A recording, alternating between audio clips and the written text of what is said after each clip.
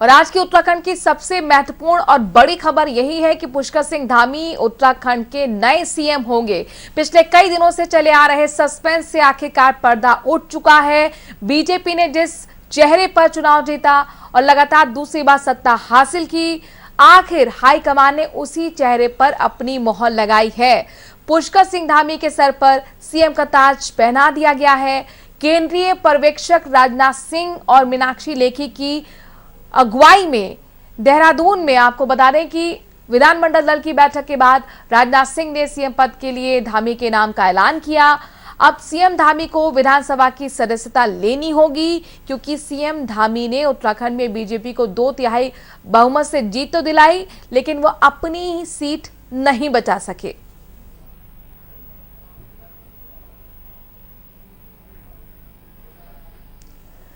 और हमारे साथ जुड़ रहे हैं हमारे संवाददाता श्रीनिवास पंत। बिना वक्त गवाए सीधे श्रीनिवास का रुख करते हैं। श्रीनिवास, करीब 11 दिन बाद उत्तराखंड को मुख्यमंत्री मिल गया है और हार कर जीतने वाले को धामी कहते हैं, गलत कहना नहीं होगा।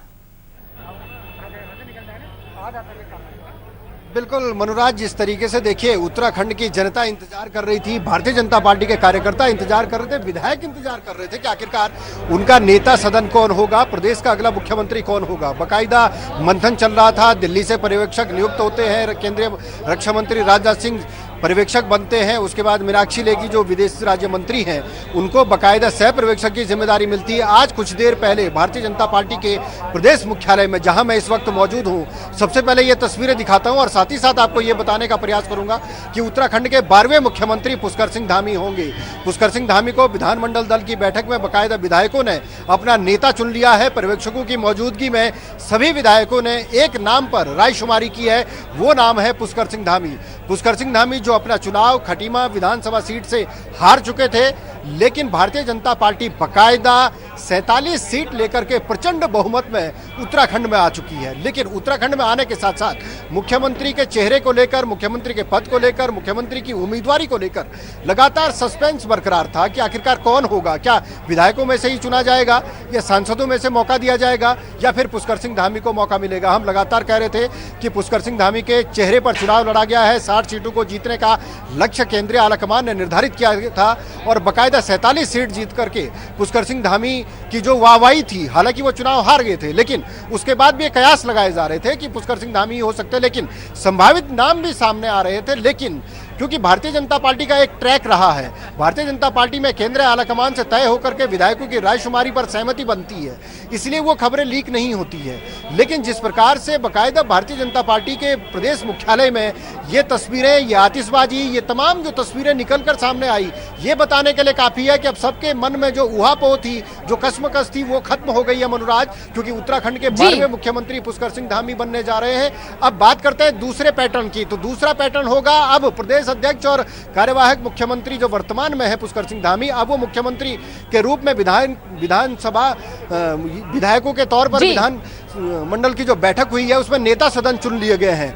अब राजभवन जाकर के ये दावा पेश किया जाएगा कि हम सरकार बना रहे हैं और सरकार बनाने के बाद उसके लिए एक बड़ा बृहद कार्यक्रम राजधानी देहरादून के परेड ग्राउंड में आयोजित होगा, जिसमें तमाम प्रदेशों के मुख्यमंत्रियों को न्योता दिया जाएगा। देश के गृह मंत्री आएंगे। गठन की प्रक्रिया तेज होगी, शपथ ग्रहण समारोह भी होगा। हालांकि शपथ ग्रहण समारोह के आयोजन का स्थल भी तय था और ये अपने आप में अभूतपूर्व और सरप्राइजिंग था। शायद ये पहली बार भी हुआ होगा कि विधायकों ने पहले ही सदस्यता ग्रहण कर ली थी, लेकिन मुख्यमंत्री उस वक्त भी तय नहीं हुआ था।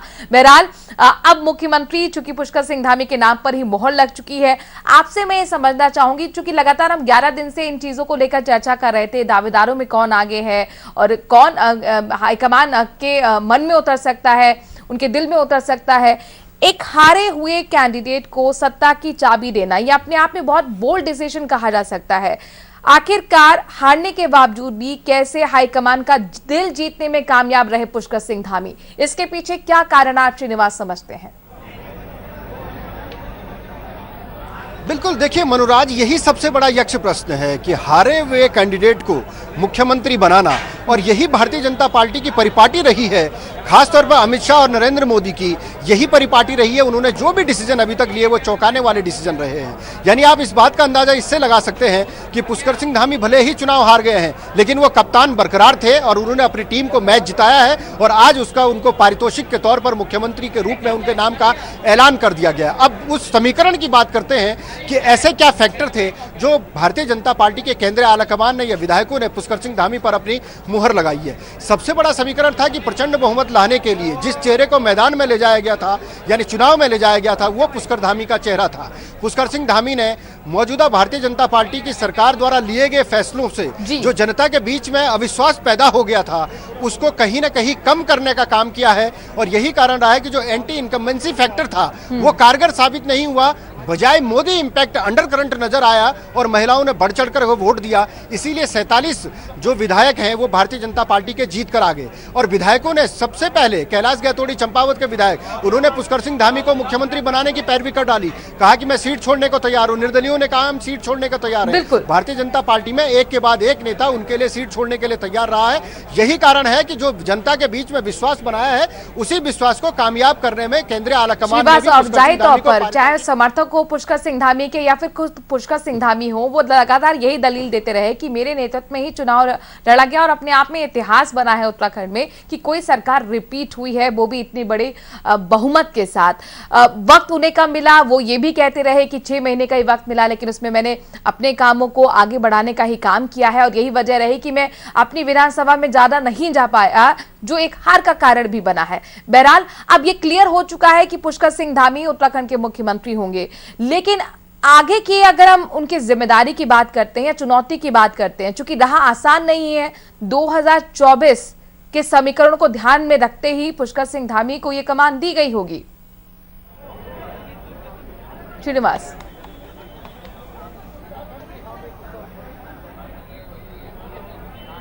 श्रीनिवास तक लगता है आवाज नहीं पहुंच रही है, हम फिर से संपर्क साधने की कोशिश करेंगे। बीजेपी प्रदेश मुख्यालय की तस्वीरें आपके सामने हैं, काफी गहमा गहमी वहां पर हो रही थी। पुष्कर सिंह धामी उत्तराखंड के नए सीएम होंगे। अपने दर्शकों को बता दें, पिछले कई दिनों से चल रहा सस्पेंस आखिरकार अब खत्म हो चुका है।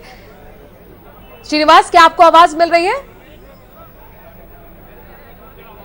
जी बिल्कुल मनोराज जी, अब आगे की जरा पुष्कर सिंह धामी के जो रहा है उसकी बात कर लेते हैं। चूंकि जाहिर तौर पर सिर पर ताज तो मुख्यमंत्री के सज गया है पुष्कर सिंह धामी के, लेकिन ये ताज कांटों भरा कहा जा सकता है क्योंकि अपने आप को प्रूव करने के लिए उनके पास सिर्फ 2 साल है, 2024 का चुनाव, और इन्हीं समीकरणों को समझते हुए उनको बड़ी जिम्मेदारी दी गई है। बिल्कुल मनोराज, पुष्कर सिंह धामी को उत्तराखंड ने, यानी अब उत्तराखंड के तमाम विधायकों ने अपने नेता सदन चुन लिया है। अब उनकी सबसे महत्वपूर्ण जिम्मेदारी है अपनी सरकार में पोर्टफोलियो देना, उन तमाम चेहरों को मंत्री बनाना जो कहीं ना कहीं जनता के बीच में जाकर के एक डिलीवरी सिस्टम पिछली सरकार के मुकाबले बेहतर दे सके। आपने देखा होगा कि पुष्कर सिंह धामी इस पूरे चुनाव में एक ही बात सबसे बीच में रख रहे थे। उन्होंने कहा मुझे कम वक्त का समय मिला है और उन्होंने जनता के बीच में विश्वास बनाने का काम किया है। अब विश्वास आपको घोषणाओं से नहीं बनाना है बल्कि धरातल पर काम करके बनाना है। डबल इंजन की सरकार का लाभ उत्तराखंड वासियों को कैसे मिले, ये ग्राउंड पर आकर के दिखाना होगा। चाहे वो सरकारी मुलाजिम हो, चाहे वो तमाम धरना प्रदर्शन करने वाले कर्मचारी हैं, तमाम संगठन हैं, उन तमाम संगठन के लोगों से मेल जोल बना करके उनके बीच का रास्ता निकाल करके अपनी सरकार के प्रति विश्वास लोगों में जगाना होगा। यही सबसे बड़ी चुनौती पुष्कर सिंह धामी के सामने होगी। इसके अलावा जो गुटबाजी है, जो ध्रुवीकरण है, क्योंकि आप एक बात को नहीं भूल सकते हैं कि कुमाऊं में भारतीय जनता पार्टी की गढ़वाल के मुकाबले करारी शिकस्त मिली है। यानी मैदानी जिले की अगर हरिद्वार जिले की बात करते हैं तो हरिद्वार जिलों में भी जहां पर पहले के मुकाबले सीटें कम हुई हैं, तो इस बात का आकलन लगा करके विकास की योजनाओं के जरिए लोगों के बीच में विश्वास बनाने की सबसे बड़ी चुनौती होगी। इसके अलावा 2024 जो लोकसभा चुनाव होगा उसमें 5 लोकसभा सीटों को अपनी पार्टी के लिए जिता करके देना ही सबसे बड़ा डिलीवरी सिस्टम केंद्रीय आलाकमान के लिए होगा कि अगर आपने मुख्यमंत्री बना करके भरोसा जताया है एक हारे हुए कैंडिडेट पर, तो ऐसे में 5 लोकसभा सीट जिता करके वो अपना वादा पूरा कर सकते हैं और यही सबसे बड़ी उनकी अग्नि परीक्षा होने वाली है। ऐसे में नए चेहरे होंगे, नए चेहरों को नया मौका मिलेगा, किस प्रकार की कैबिनेट बनेगी, क्या पोर्टफोलियो उनको दिए जाएंगे, राजस्व की प्राप्ति कैसे की जाएगी। यहाँ पर एक चीज जरूर आती है क्योंकि पुष्कर सिंह धामी के जितने भी करीबी थे वो ज्यादातर चुनाव हार चुके हैं, तो आखिरकार उनकी जो झलक है या उनकी मोहर है वो कैबिनेट में किस तरह से दिखेगी, ये अपने आप में बड़ा सवाल होगा। बिल्कुल मनुराज, आपने सही कहा है कि पुष्कर सिंह धामी के जो खास जिनको कहा जाता था वो विधायक नहीं बन पाए, वो चुनाव हार गए। चाहे स्वामी यतीश्वरानंद की बात कर लीजिए, संजय गुप्ता की बात कर लीजिए या फिर राजेश शुक्ला की बात कर लीजिए, ये चुनाव हार चुके हैं, यानी उनकी कोर टीम चुनाव हार गई। अब ऐसे में उनकी सबसे बड़ी परीक्षा है, एक बड़ा लीडर बनना है। हारे हुए कैंडिडेट को केंद्रीय आलाकमान ने जिम्मेदारी सौंपी है, तो जाहिर सी बात है उनको भी उसको सबसे महत्वपूर्ण भूमिका निभानी होगी। सबसे पहले उन्हें किसी विधायक से सीट खाली करा के विधानसभा का उपचुनाव जीतना होगा। सीट खाली वो क्या विपक्षियों से कराएंगे, क्योंकि उत्तराखंड में ये भी पैटर्न रहा है, जब जनरल खंडूड़ी को पैराशूट नेता के तौर पर उत्तराखंड का मुख्यमंत्री घोषित किया गया था, तब टीपीएस रावत धुमाकोट से कांग्रेस के विधायक थे, यानी उनको तोड़ करके भारतीय जनता पार्टी ने अपने ही विधायकों की सीट बचा ली थी और कांग्रेस से सीट खाली कराई थी। तो क्या पुष्कर सिंह धामी कांग्रेस से सीट खाली कराएंगे या निर्दलीय से सीट खाली कराएंगे, या भारतीय जनता पार्टी के जो विधायक उनके लिए सीट खाली करने का दावा कर रहे हैं उनसे सीट खाली करा करके चुनाव कराया जाएगा? और अगर जब चुनाव होगा तो पुष्कर सिंह धामी उस पर कितने मार्जिन से जीतेंगे, उसके लिए क्या रणनीति बनाएंगे? एक चुनौती तो ये होगी। दूसरी चुनौती होगी, हारे हुए कैंडिडेट को केंद्रीय आलाकमान ने सबसे बड़ी जिम्मेदारी से नवाजा है, उस जिम्मेदारी का डिलीवरी सिस्टम 2024 में 5 लोकसभा सीटों को जिता करके पुष्कर सिंह धामी को करना होगा। और इसमें सबसे बड़ी बात, उनकी अपनी कैबिनेट में वो चेहरे नजर नहीं आएंगे जो उनके खास कहे जाते थे। ऐसे में उन तमाम चेहरों को साथ लेकर चलना होगा, कुछ नए जो विधायक है उनको भी मौका देना होगा, ताकि उत्तराखंड के सर्वांगीण विकास के लिए डबल की जो छाप है वो उत्तराखंड सरकार में यानी धामी की कैबिनेट में दिखनी चाहिए, और इसी को लेकर के उनको बड़े मंथन के साथ आगे बढ़ना होगा। और अनुराग, सबसे बड़ी बात, पुष्कर सिंह धामी अब मुख्यमंत्री होंगे, ये लगातार सुबह से चर्चा हो रही थी और वो दावेदारों में सबसे आगे थे और सारा समय ने भी सबसे पहले ये जानकारी दी थी। लेकिन श्रीनिवास, आपसे ये जानना चाहूंगी, चूंकि लगातार इन चर्चाओं में एक सवाल ये भी आ रहा था कि कब तक पुष्कर सिंह धामी कब तक मुख्यमंत्री रहेंगे, क्योंकि राजनीतिक अस्थिरता भी एक बहुत बड़ी चुनौती बीजेपी के लिए रही है। श्रीनिवास,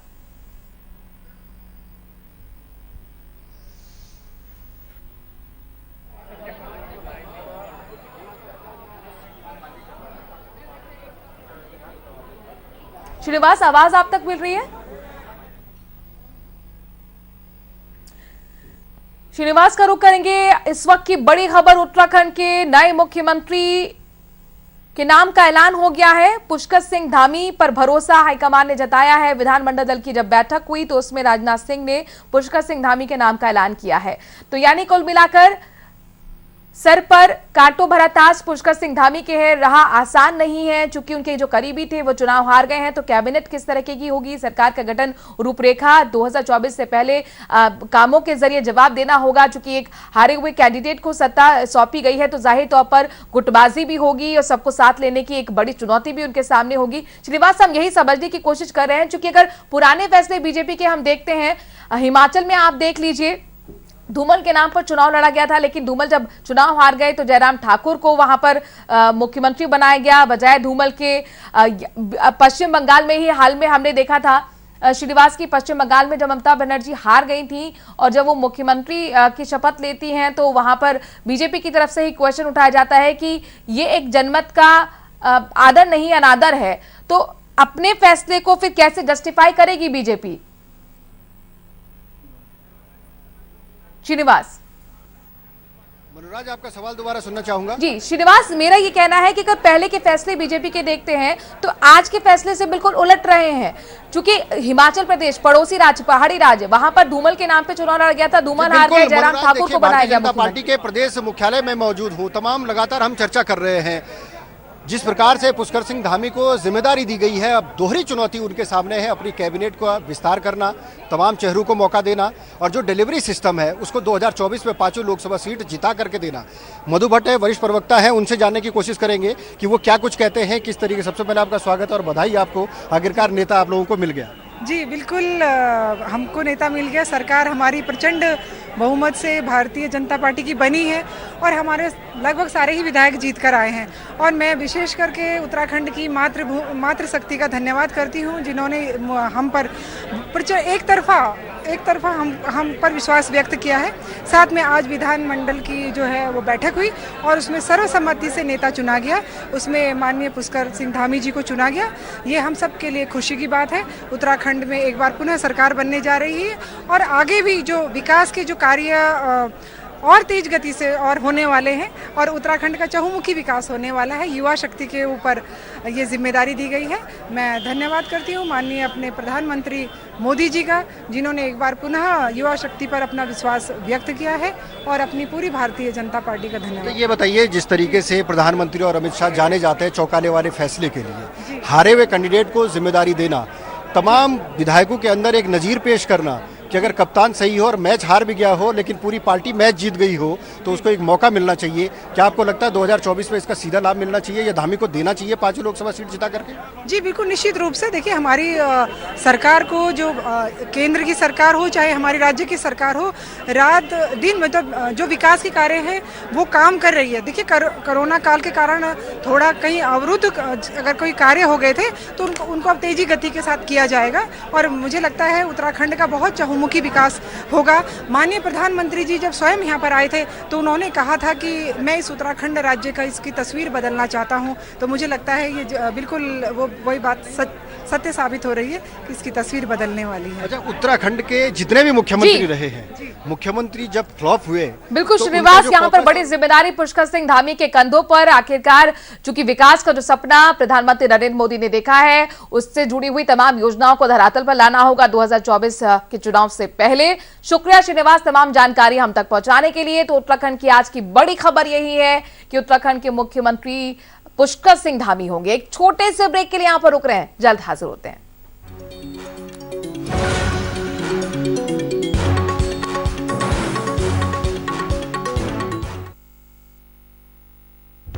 सहारा प्रणाम, हस्तक्षेप में आपका स्वागत है। आज हमारे साथ एक ऐसी शख्सियत हैं, आप हमारे दर्शकों को समझाइए। किसी को कन्विंस न कर सको तो कंफ्यूज करो। अंदाज से नहीं चलता है देश चलता है व्यवहार और कानून से। और बीमारी तो किसी को पूछ के नहीं आती, वो गरीब को भी आती है और अमीर को भी आती है। और नए भारत को बनाने के लिए जो रास्ता है वो जल समृद्धि के मार्ग से जाता है। अगले 3 महीने तक मजदूर से वो पैसा नहीं ले रहे हैं। जो सत्ताएं हैं वहाँ पर उनसे पूछा क्या आपने कि भाई आपने इनको पैदल क्यों चलने दिया? जनरल साहब, सहारा न्यूज नेटवर्क एकलौता ऐसा चैनल है हमारे चैनल का नाम है सहारा, इसीलिए मैंने दे दिया था कोरोना गो ये नारा। क्योंकि पर्यटक के लिए सबसे जरूरी होती है भरोसा और सेफ्टी। बिल्कुल, ये सारे फॉरेनर होने के बाद भी हम किसी का कम्युनिटी ट्रांसमिशन नहीं हुआ। महामारी में हम लोग तुरंत जाके उलझ गए हैं, ये तो कहा जा सकता है कि सर मुड़ाते ओले पड़े। तो एक तरीके से हमारे कम्युनिटी में एक सेंस ऑफ रिस्पॉन्सिबिलिटी भी था जो पब्लिक ने काफी सपोर्ट किया। आपकी जानकारी के लिए मैं कहना चाहूँगा जी कि यहाँ रिकवरी रेट भी बड़ी तेजी से हो रही है। नॉर्थ ईस्ट उनके कितना नजदीक है। रोना धोना नहीं रहना है, अगर अपने भीतर का शौर्य को जगा।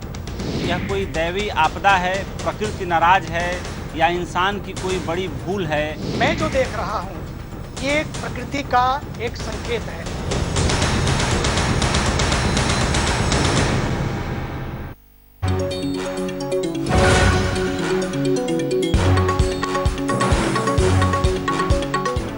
उत्तराखंड में 5वीं विधानसभा के नवनिर्वाचित विधायकों को प्रोटेम स्पीकर वंशीधर भगत ने विधानसभा में शपथ दिलाई।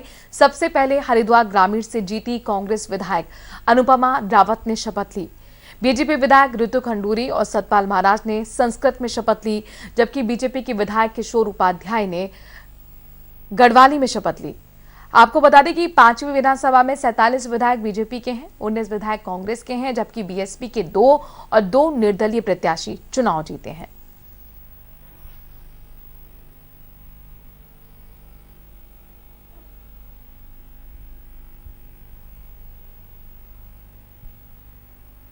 वहीं इससे पहले राजभवन में राज्यपाल लेफ्टिनेंट जनरल गुरमीत सिंह ने बीजेपी के वरिष्ठ नेता वंशीधर भगत को प्रोटेम स्पीकर की शपथ दिलाई। इस मौके पर कार्यवाहक सीएम पुष्कर सिंह धामी के अलावा मुख्य सचिव डॉक्टर एसएस संधू, प्रमुख सचिव आनंद वर्धन भी मौजूद रहे।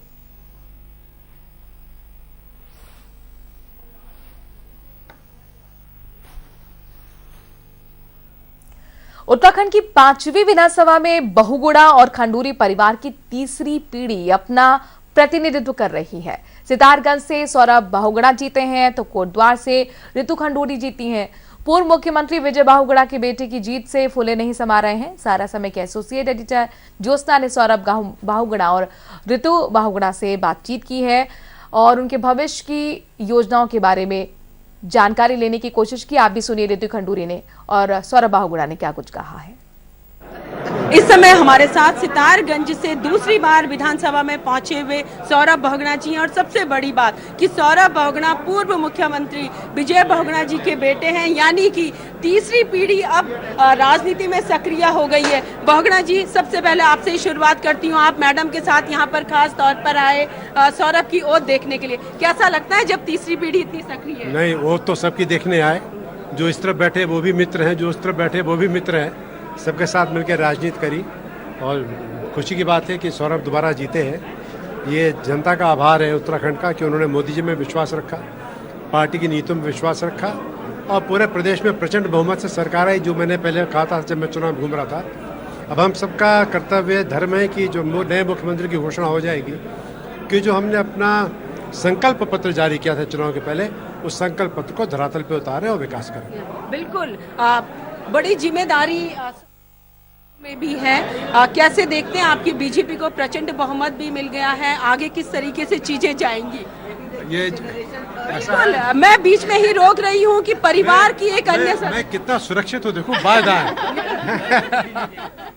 हम लोग के जो परिवार है, जो हम लोग के जो गुण है, जो हम लोगों ने सीखा है राजनीति में कि राजनीति सत्ता नहीं सेवा है। ये स्वर्गीय पिताजी करते थे, भुवन भाई करते थे। अब इन दोनों पे जिम्मेदारी है कि उसी नाम को आगे ले जाएं और जनता का इतना सेवा करें, इतना काम करें कि जब ये पद पे नहीं रहे तब लोग इनको याद रखें। बिल्कुल, इस समय हमारे साथ पूर्व मुख्यमंत्री भुवन चंद खंडूरी जी की बेटी ऋतु खंडूरी जी भी हैं और वो दूसरी बार विधानसभा पहुंची हैं। सबसे पहले तो बहुत बहुत बधाई। धन्यवाद ज्योत्सना, बहुत बहुत धन्यवाद। कैसे लग रहा है जब दूसरी बार आप विधानसभा की मेंबर बनी है, कितनी बड़ी जिम्मेदारी? अच्छा लग रहा है, बहुत अच्छा लग रहा है। जिम्मेवारी है, बहुत बड़ी जिम्मेवारी है। कोटद्वार की जनता ने मुझे जिता के भेजा है और मैं जिम्मेवारी बड़ी है और पूरा विश्वास है कि मैं उस जिम्मेवारी पर खरी उतरूंगी। विधायकों ने अपनी अपनी प्राथमिकताएं गिनाई हैं। कहा है कि उत्तराखंड के विकास के साथ ही अपने अपने क्षेत्र में विकास की योजनाओं को आकार देना उनकी पहली प्राथमिकता होगी। मैं सर्वप्रथम मां गंगा को प्रणाम करती हूं, अपने हरिद्वार ग्रामीण की देवतुल्य जनता को, अपने कार्यकर्ताओं को प्रणाम करती हूं कि आज मुझे ये अवसर मिल रहा है कि मैं क्षेत्र की भी सेवा कर सकूंगी और प्रदेश की भी सेवा कर सकूंगी। आज रावत जी से भी आशीर्वाद लिया होगा आपने, क्योंकि संसदीय जानकारी उनको काफ़ी ज़्यादा है। उनसे कोई अनुभव कुछ आपने पूछा हो, कुछ बताया हो उन्होंने? हाँ, हरीश रावत जी हमारे नेता हैं, उनका अनुभव संसदीय जो है वो बहुत ही बेहतर रहा है, बहुत अच्छा रहा है। उनका तो मार्गदर्शन हम समय समय पर प्राप्त करते ही रहेंगे। पार्टी ने मुझे जो उम्मीद जताई मेरे पे, भारतीय जनता पार्टी संगठन ने, उस पर खरा उतरने का मैं हर संभव प्रयास करूंगा और निश्चित रूप से हमारी जनता ने जो मुझे जन समर्थन दिया है, प्रचंड बहुमत के साथ में मुझे वहां से भेजा है, निश्चित रूप से जनता की अपेक्षाओं पर खरा उतरने का प्रयास करूंगा। एक गरीब के बेटे को सदन तक पहुंचाया है और सबसे बड़ा जो धन्यवाद है वो भारतीय जनता पार्टी का है, आदरणीय नरेंद्र मोदी जी का है और हमारे प्रदेश और राष्ट्रीय नेतृत्व का है, जिन्होंने एक गरीब व्यक्ति पर अंतिम छोर पे बैठा, शोषित वंचित अंतिम लाइन पे बैठा हुआ ऐसे व्यक्ति पर अपना आशीर्वाद रखा और विधानसभा आने का मौका दिया। खटीमा से कांग्रेस के विधायक भुवन कापड़ी काफी चर्चा में है। भुवन कापड़ी ने ही पुष्कर सिंह धामी का किला भेज दिया, खटीमा की सीट को कांग्रेस की झोली में डाला। सारा समय की एसोसिएट एडिटर ज्योत्सना ने उनसे बातचीत की। इस समय हमारे साथ खटीमा के नवनिर्वाचित विधायक भुवन कापड़ी हैं और सबसे बड़ी बात है कि कापड़ी जी ने निवर्तमान मुख्यमंत्री पुष्कर सिंह धामी को हराया है। सबसे पहले तो शानदार जीत के लिए बहुत बहुत बधाई। धन्यवाद। देखिए, जिताने हराना जनता का काम है, ये मैंने नहीं, जनता ने हराया है और इसको मानना चाहिए कि कोई भी नेता चुनाव लड़ता है, वो जीतता हारता है तो उसके पीछे जनता का हाथ है। जनता ही जिताती है, जनता ही हराती है। कितनी बड़ी जीत मानते हैं इसे आप, क्योंकि आप तो केवल प्रदेश में ही नहीं पूरे देश में चर्चाओं के केंद्र हैं इस समय। देखिए, जीत बड़ी है। खटीमा की जनता का दिल की गहराई से धन्यवाद है। अब बड़े चैलेंजेज है। खटीमा को नंबर 1 विधानसभा बनाना है। स्वास्थ्य के क्षेत्र में, शिक्षा के क्षेत्र में, सड़कों की गुणवत्ता के क्षेत्र में, जल भराव की समस्या, गौशाला, ये सारे काम कर रहे हैं। बड़े चैलेंजेज हैं। सड़क से लेकर सदन तक की लड़ाई है। आप सब समझ रहे हैं इस बात। कापड़ी जी, पहली बार वर्षों के संघर्ष के बाद विधानसभा की दहलीज में कैसा महसूस हो रहा है? अच्छा महसूस हो रहा है। लग रहा है कि अपने क्षेत्र के लिए कुछ कर पाऊंगा। जिम्मेदारी भी बड़ी हो गई है? जी बिल्कुल, बहुत बड़ी। अगर कार्यकारी अध्यक्ष के तौर पर कहूँ, समीक्षा भी है, उम्मीद नहीं थी आपको इतनी करारी हार की पार्टी की, कैसे देखते हैं आप सारी चीजें? अब इसको देखिए, आज समीक्षा बैठक है, उसके बाद आपको बताएंगे क्या बात हुई, क्या चर्चा है, क्या कारण रहा। सहारा समय से बात करने के लिए बहुत बहुत धन्यवाद। ये थे भुवन कापड़ी और उनका साफ तौर पर कहना है कि बड़ी जिम्मेदारी है और वो खटीमा विधानसभा को नंबर 1 विधानसभा बनाएंगे। कैमरामैन दयाल बिस्ट के साथ सहारा समय के लिए देहरादून से ज्योत्सना। हल्द्वानी से कांग्रेस विधायक सुमित हृदय ने जीत के लिए क्षेत्र की जनता को धन्यवाद दिया है। इस समय हमारे साथ स्वर्गीय इंदिरा हृदय के पुत्र सुमित हृदय जी हैं। हृदय जी, सबसे पहले आपको बहुत बहुत बधाई, एक नई पारी की शुरुआत। धन्यवाद, बहुत धन्यवाद। सुमित जी, बहुत बड़ी राजनीतिक विरासत आपके साथ है। आज आप एक नई शुरुआत कर रहे हैं एज ए विधायक, कितनी बड़ी जिम्मेदारी, कितनी ज्यादा खुशी? नहीं, देखिए, जिम्मेदारी बड़ी है क्योंकि जैसा आपने कहा, हल्द्वानी का जो भी विधायक माता जी के बाद बनता, वो चाहे सुमित हृदय होते या कोई अन्य व्यक्ति होता, उसके लिए जिम्मेदारी इसलिए कठिन है क्योंकि जो मानक उन्होंने सेट करे, वो मानकों पे पार पाने, उसके करीब आना काफ़ी कठिन होगा।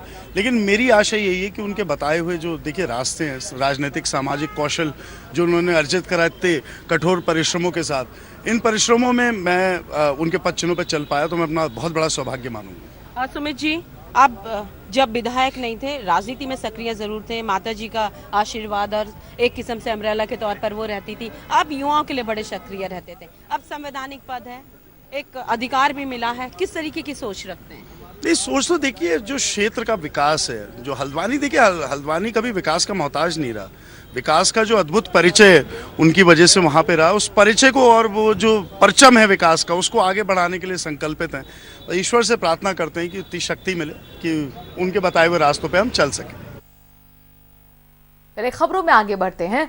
रुद्रप्रयाग जिले के अगस्त मुनि में उत्तराखंड की संस्कृति का अद्भुत नजारा दिखाई दिया। फूलदेई महोत्सव और घोगा यात्रा में पूरे जिले के 50 से ज्यादा टीमों ने शिरकत की। कार्यक्रम में बतौर मुख्य अतिथि पहुंचे गढ़वाल के अपर शिक्षा निदेशक महावीर विष्ट ने कहा कि काफी खुशी की बात है कि मंदाकिनी घाटी में बाल महोत्सव और फूलदेई त्योहार का आयोजन किया गया। उन्होंने कहा कि किताबी शिक्षा के अलावा बच्चों को अपनी संस्कृति के बारे में जानकारी होनी चाहिए। इस मौके पर घोगा नृत्य में राजकीय इंटर कॉलेज खंडारा ने पहला स्थान प्राप्त किया। कार्यक्रम के दौरान मंगल गीत के लिए रामेश्वरी देवी और स्वास्थ्य के क्षेत्र में दर्शनी देवी और युवा साहित्यकार कविता कैंथुरा को उम्मीदों के पहाड़ सम्मान से नवाजा गया। इस मौके पर नगर में एक भव्य शोभा यात्रा भी निकाली गई।